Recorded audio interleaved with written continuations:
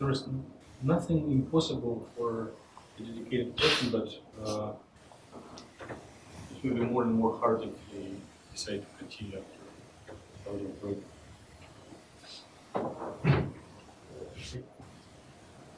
So, how do you feel? Already tired and ready for the Christmas break? Yeah. Me too. So, what are we on? I know there are two things that freeze everyone. Remember what you did last time, and give examples of something. So, examples of oscillations. Who is oscillating? Bonds. Perfect. That's number one. What else is oscillating in our world? Strings on musical instruments. That's great. What else?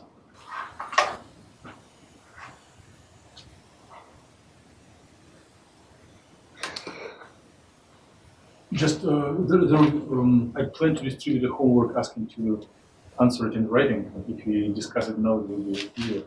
And it is not super hard. So any examples you saw in your everyday life, in other courses, in just your imagination related to science, if you focus your imagination on scientific things? Waves? Huh? Waves? Yes. Those like inflatable like advertisement people that have like the big arms. Sure, those are great examples. Have you seen on some outreach activity meetings chemical pendulum that changes color from transparent to dark blue? You missed this. You didn't do it in chemical club. I don't know if at lunch you get excited. Some people do, some do not. Like I do not get excited if things do not burn and explode. But some chemists really like when it like abruptly change the color, and it is very fine reaction when you need to do precise measurements. It's like steps of reactions, and one of the intermediate is colored. It goes in cycles. But we are doing different kind of oscillations. Who has never seen cell phone? So what's the main principle of transmission of radio signal? Last time you already gave an example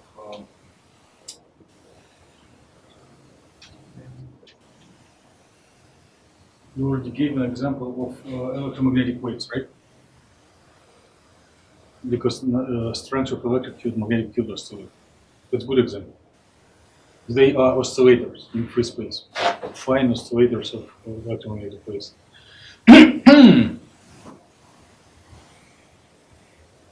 What is this? Which circuit? Just read this. LC, yes. What is L? What is C? L is an inductor and C. So how does this circuit function? So as it kind of oscillates between going from electric potential in the electric field potential. I'm impressed. I'm in the surrounding of highly educated people. It is. So it is. Yeah, +2.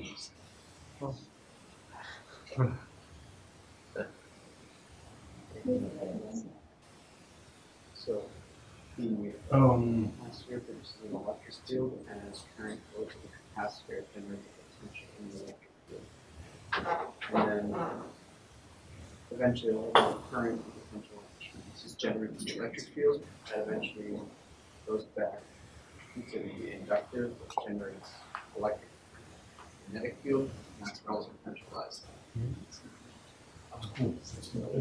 That's great, really. And if you measure the amount of charge on the capacitor, it will oscillate.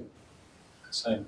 If you measure the strength of magnetic field inside this inductor, it will also oscillate like sine. They will be in opposite phases. But why this combination of capacitor and induction is used? some people may believe that it is the core technology of the whole human civilization. I know we are in chemistry, or physical chemistry. It's not chemistry, but any ideas from your general education? The transmitter? Yes. Transmitter of what? Radio wave. Yes. So it is both transmitter and also receiver. So there is a junk circuit connected to it, but it is a heart of both transmitter and receiver. So you have this if you are with your cell phone, you do have it. If you are just with little FM receiver, you have it.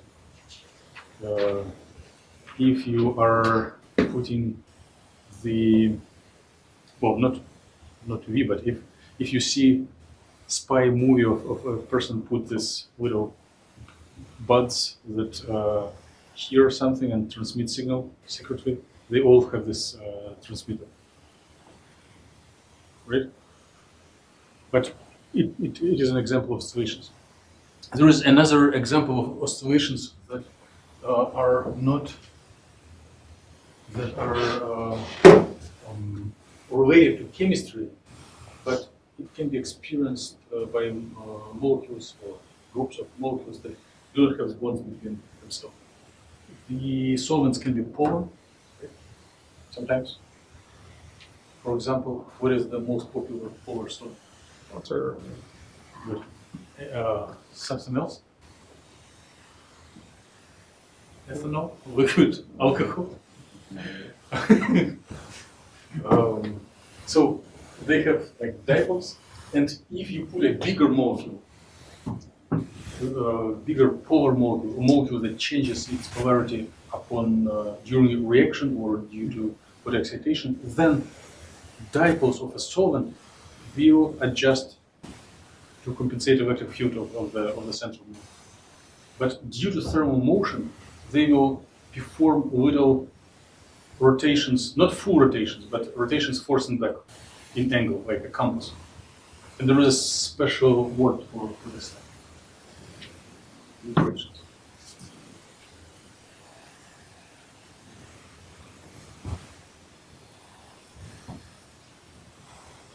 What are plasmons? Have you ever heard this word? Plasmons in gold nanoparticles, stained glass in cathedrals. No? So if you know, there is a gold for cell, big chunks, or maybe not very big.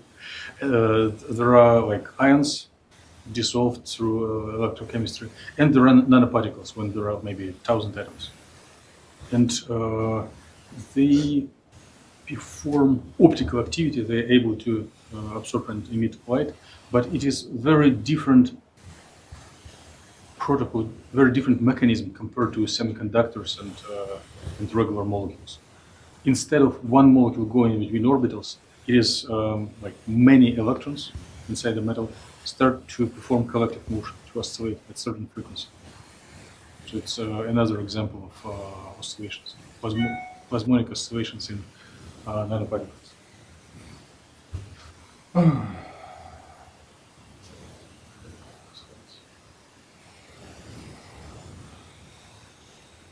So, when do we plan to do this stuff? Not coming Friday. No, in 2 Fridays.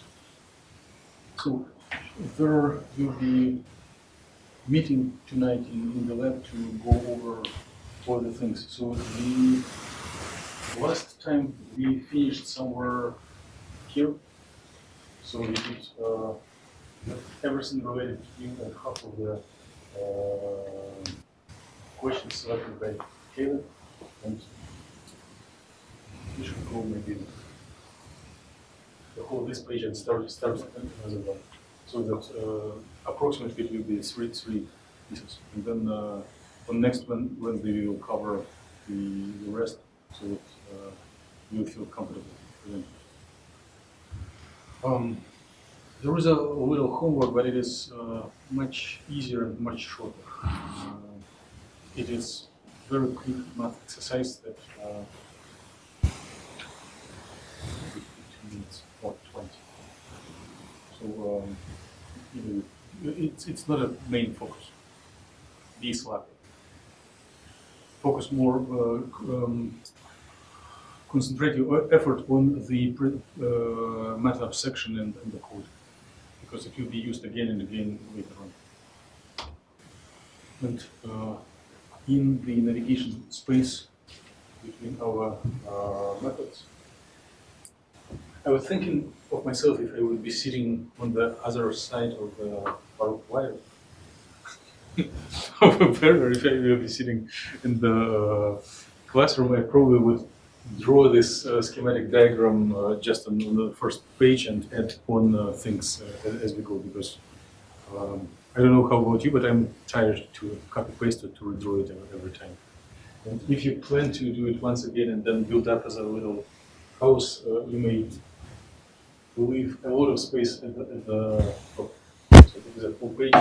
Draw this section at the bottom and leave a lot of space at the top, because we will be at the right.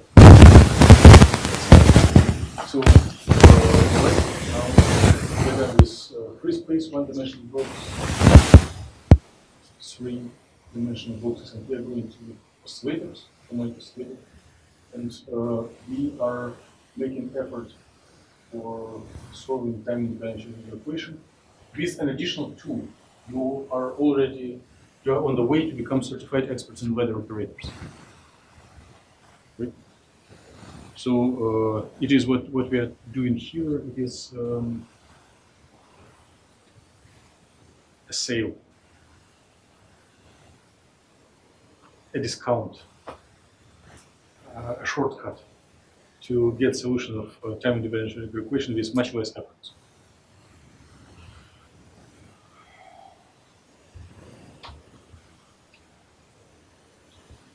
So we have formulated the time differential equation as we usually do, as a combination of kinetic and potential energy, where potential comes from Taylor expansion of the inter-atomic forces near the equilibrium, and this R-squared term, elongation of refraction, makes challenge. We are trying to address. Here are the operators that I expected to help us to browse in the space of quantum states of harmonic oscillator to go up or down. There is an expectation that every evening before going to sleep, you open this page and try to memorize this equation. Or at least you know where to take it. It will be used again and again. And it is not too hard. It is just superposition of position and momentum with two factors. And both factors have mass, frequency, and Planck constant just in different arrangement. So how did we benefit by now from these operators? What did they give us?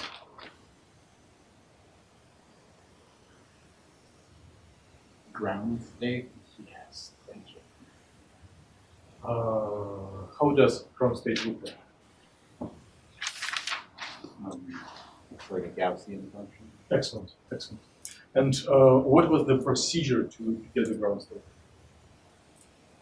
There was a philosophical component that we assumed that there is nothing below ground state. So if we try to lower ground state, to go lower than down below ground state, this operation is not permitted. We get zero. And by applying this annihilation, did I use this word? Going down means annihilation. So you cannot annihilate the vacuum. Vacuum will exist without referring to your existence or your attempts to annihilate it. So by annihilating vacuum, you get zero, and by solving mathematical implementation of differential equation vacuum, you are getting differential equation of the first order that has solution in form of Gaussian wave function, or we may note factor 2 here, and this combination of mass, frequency, and quantum constant, which are inverse with all this Gaussian wave. We didn't found the normalization, but we know that it should be there. We should put some exact value for normalization. What are your expectations? How should it look like? Like how to find it? You all know how to find it. There is no challenge. It's trivial. By the way, today we are going to do just two things. We will take one integral and one derivative.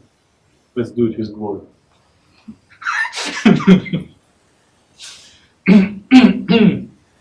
But sure, you'll take square of the wave function, integrate, make sure that it is equal to 0, and solve for this unknown constant.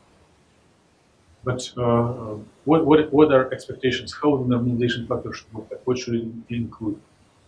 Should it be numerical factor of like 3/8, or it will be some combination of the frequency, mass, and Planck constant? Should it be the same for any oscillator, or it will depend on the what is oscillating? And now what's oscillating? Okay. And what should be in numerator? What should be in denominator?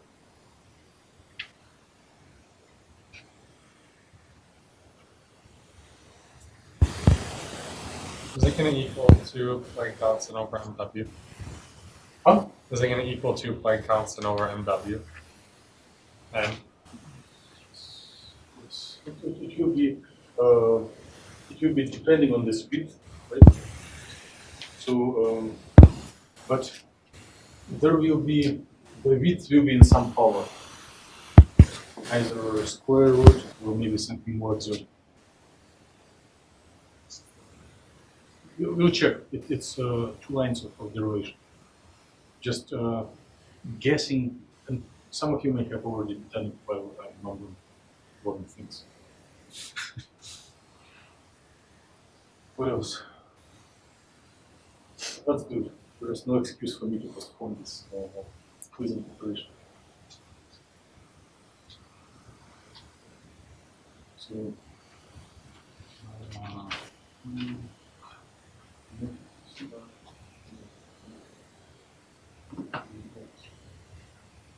must be equal 1.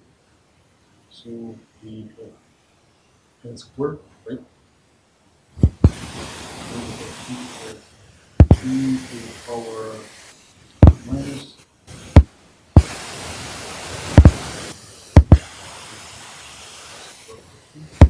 and here we so what is in the numerator, what is in the denominator?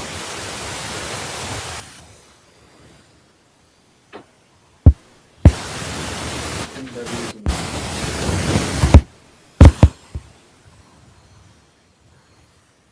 denominator. Thanks. It's reasonable.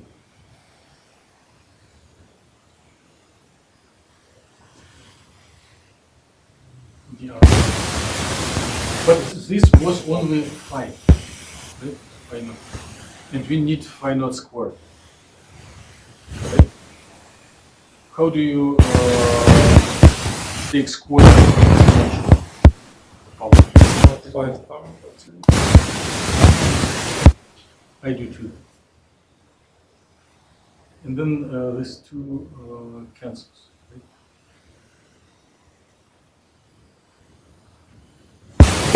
What should we do next?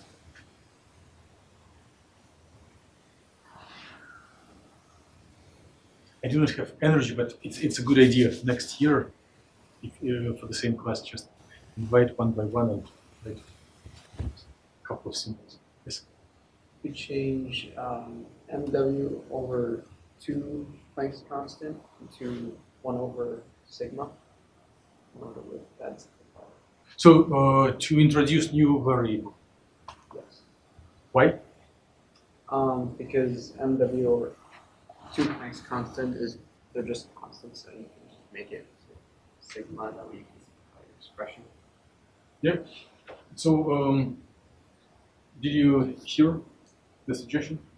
So there will be nice if we can replace this exponential into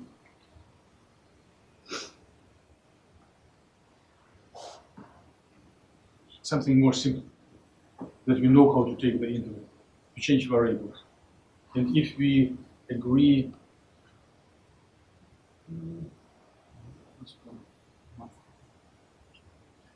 so if psi square is equal omega r square over h bar, then psi equals what? R multiplied by square root of omega over h bar. Agree? Was it your suggestion, or you were okay? So we just change variables. So instead of variable r, we will be using this Greek letter that we can pronounce as xi.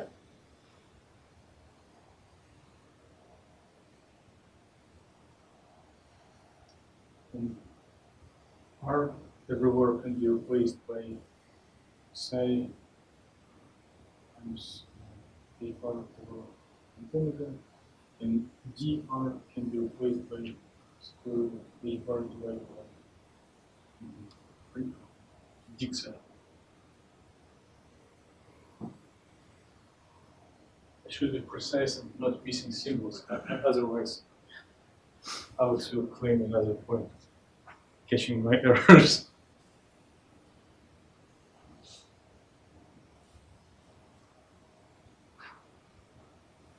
So if we practice this substitution, then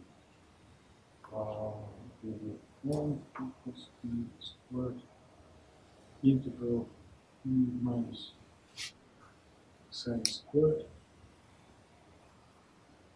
square root of h bar divided by omega, which can be transferred to the outside of integral d psi.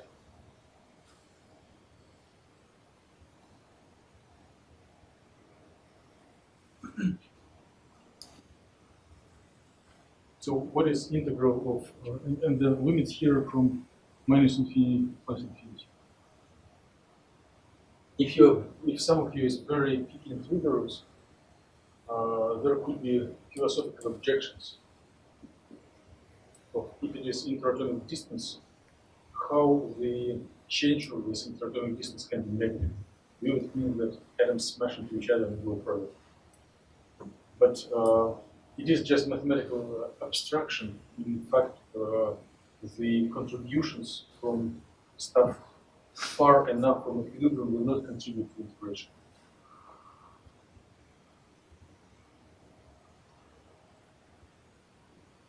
But definite, we need to evaluate a definite integral of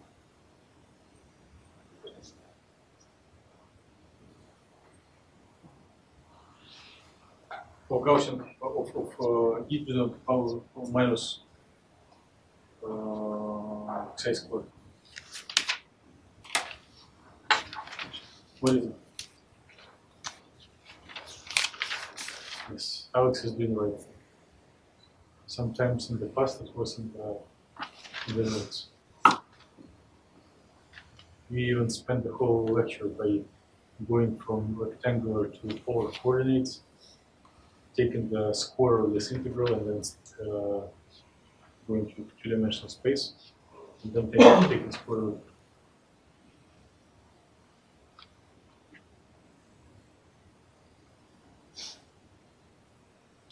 So this is definite integral the area under Gaussian curve, so it should be some reasonable number, not very big.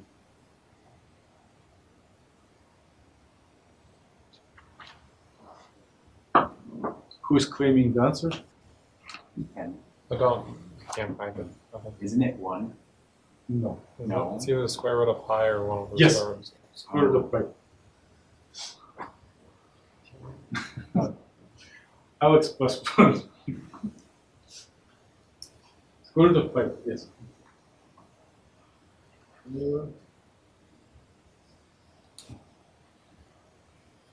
Upper area of the screen is not cooperating.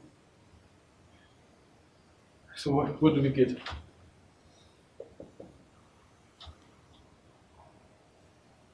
Yeah, it's the same thing as we did. So we have 1 equals n square root of h per m omega. And then the result of integration will be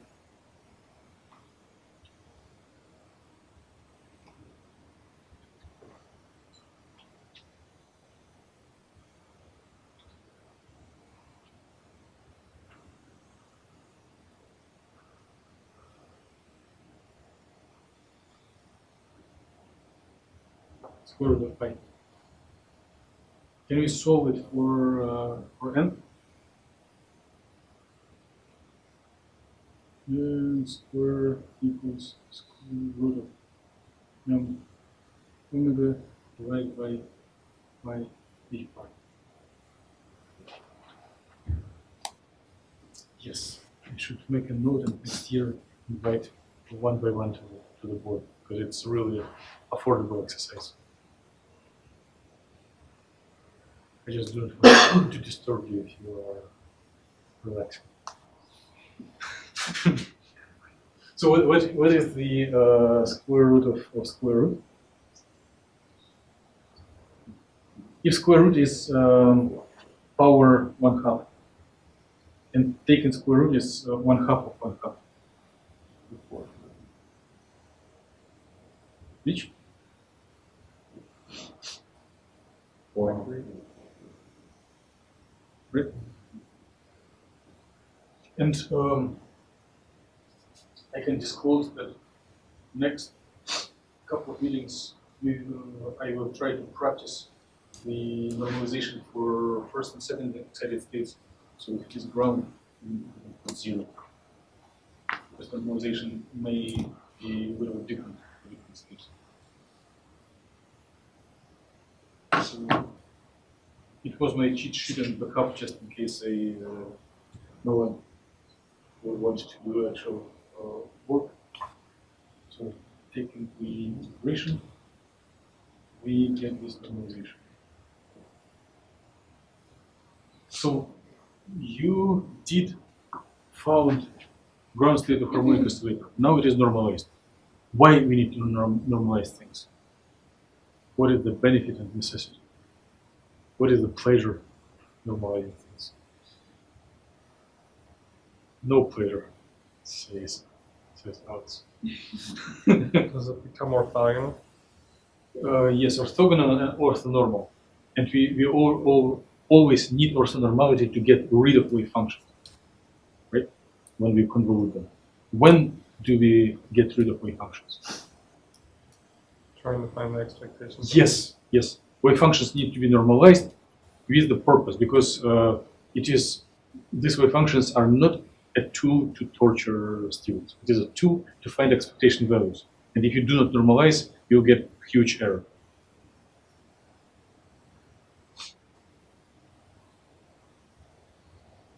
So I was promising that we will do 2 glorious things. Take one integral and take one derivative.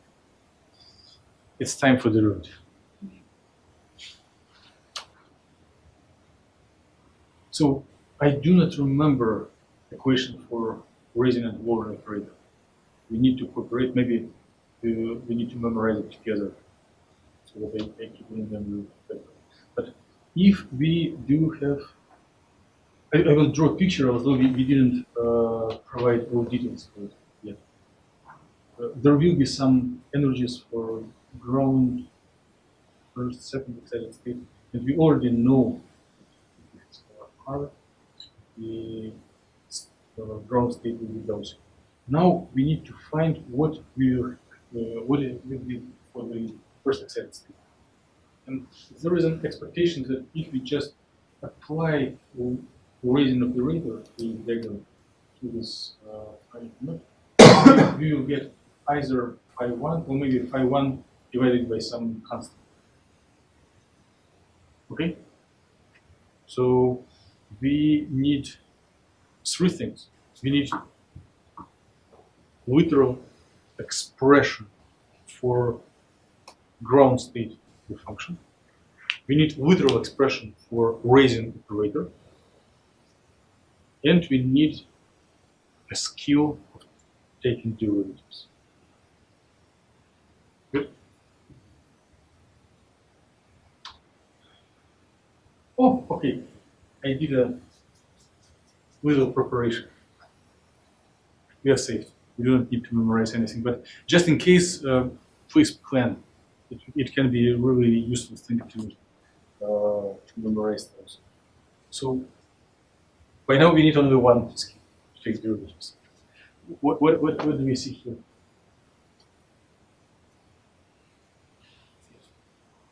Larger amplitude. So it is the stuff that we just got. So minus r square m omega e bar and the factor 2 in the denominator, right? If it is wave function, there is factor 2. If it is wave function squared, it disappears. There is a square root of square root m omega over pi e bar, which is power 1/4. And all the thing is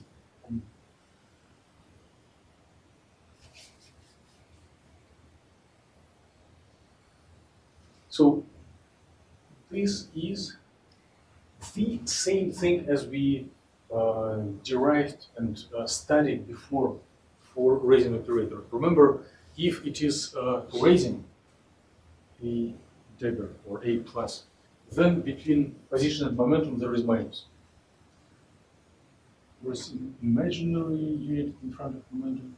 And remember, there were ugly constants or square roots of some h bar, mass, frequency. So if one takes the 1 over square root of mass and frequency and h bar out of brackets, it looks a little bit simpler. I should design a homework to check it. Next year. I had another idea for homework that you're safe. I'm just designing, maybe I will watch the recordings myself to make next year more pleasant. So I'm sharing just an idea. If you already have the ground state wave function, how do you know that we are not doing any heresy or alchemistry? There should be a way to prove it. And the way to prove it is to take your expression for ground state, this one, right? And plug it into Schrödinger time-independent Schrödinger equation. So it should keep the equality. If you plug it onto left and right side, do all operations, it should reproduce it, right? It will. But it is a great task to practice. For next year, you are busy. You have other things to do. And momentum is the only expression that I claim I can memorize. Minus I h bar derivative over position. So we plug in momentum here, and then open the bracket. There will be two terms. Once we just multiply ground state wave function by m omega position, and next we are taking derivative. Minus times minus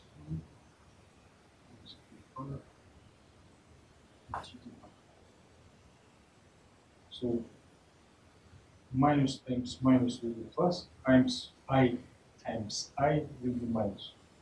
So it will be minus h bar ddr.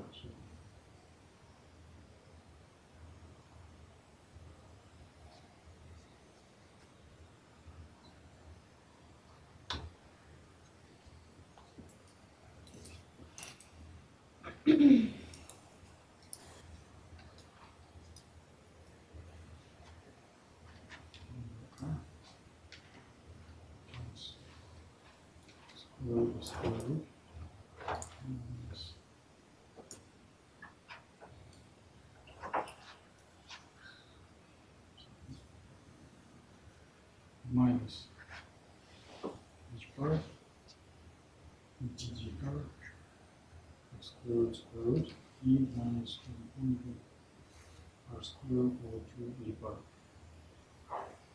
Chance for Alex and everyone else to catch the line. Is I squared -1? I squared Yeah. is -1, Yes. yes. But there will be, Yes, I see. not this time. Thanks for the effort. So let's do glorious practice of derivative. The factor can be merged, transferred, sent outside of the bracket. So we need to take first order derivative. It's an ugly handwriting. I hate reading my own writing. So we need to take derivative of this exponential. Right? So ddr e minus 1 omega r squared to e bar.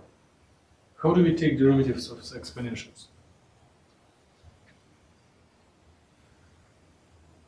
Derivative of exponential is exponential times derivative of everything that is in the power. So e minus omega r squared e bar times d dr minus omega r squared h bar. How do you take derivative of r squared? Multiply it by 2 and then leave on. Huh? You lower the power of r and multiply by 2. Yep, correct. So we are getting e minus omega r squared. And this stuff is a constant. It just floats outside of the derivative.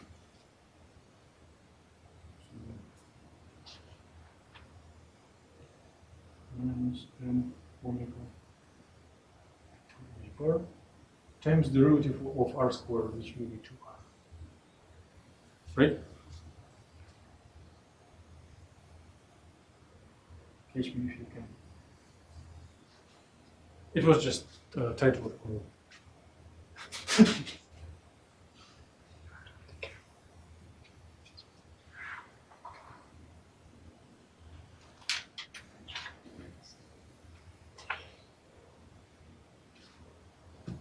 What do you see?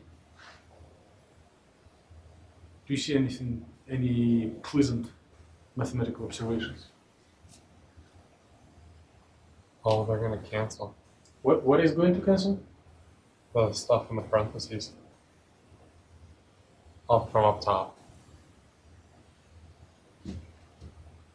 Well, I see that h bar will be cancelled.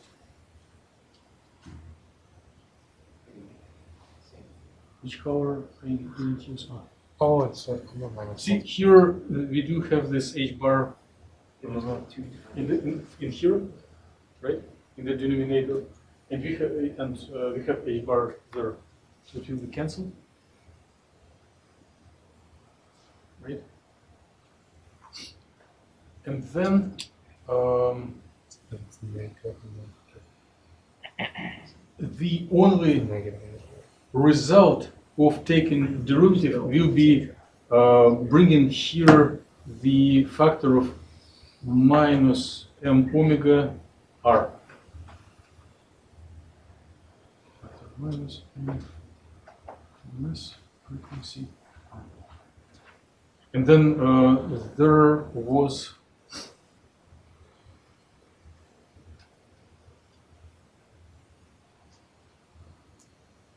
minus sign here and minus sign there. Right?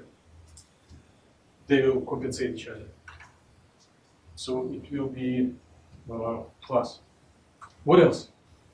How does this factor compares to this factor? The same.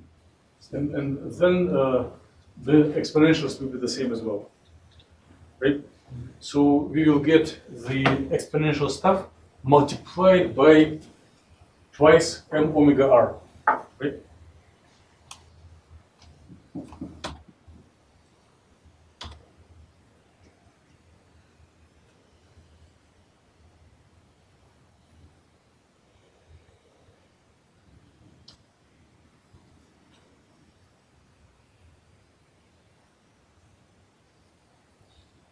And there will be some constants. I'm not playing rigorous about constants because one would need to normalize it anyway.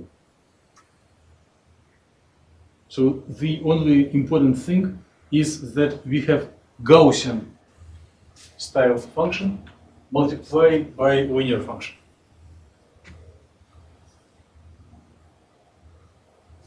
How would it look like? How can we plot it?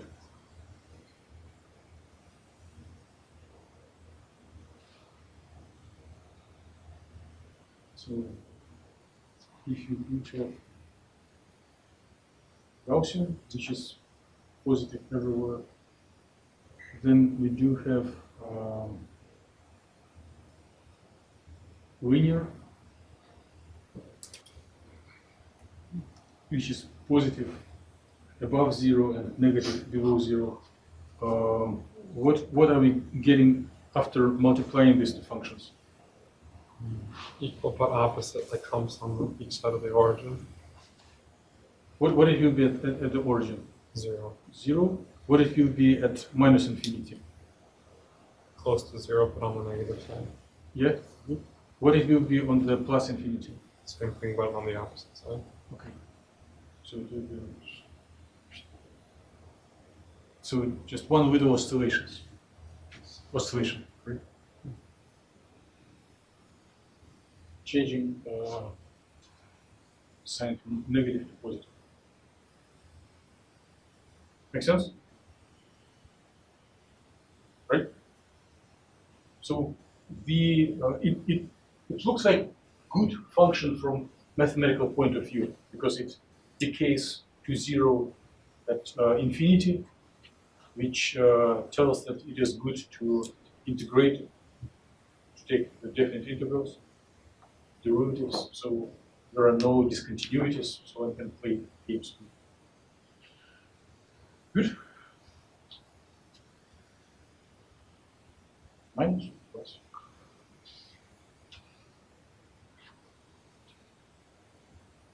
And right now, we didn't play at all. We did hard and maybe not put on stuff.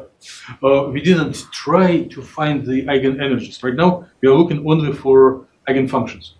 There is another part of solving time-independent general equation is to find eigenenergies, which we'll find later. And you already know from the particle in the box a standard way to graphically represent solution of time-independent general equation. You mix apples and oranges.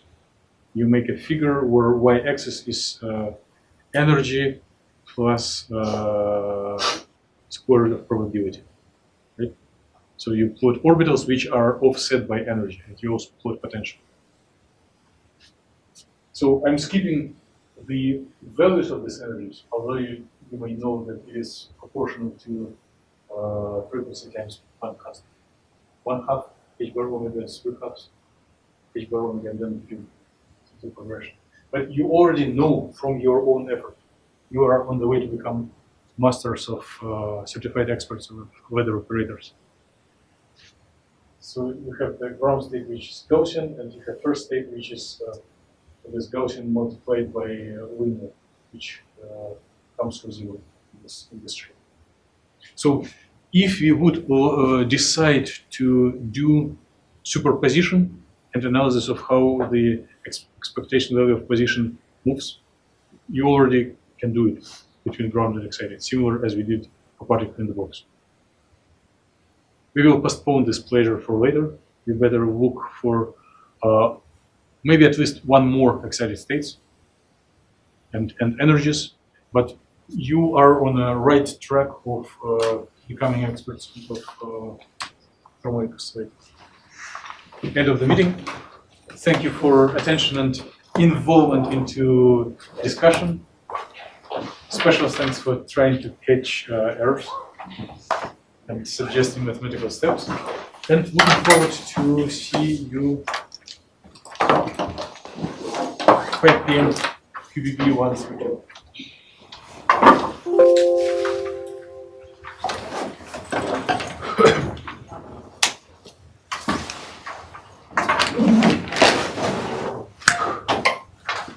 Dude, It's the mic's right here, man. Spikes it. Did it?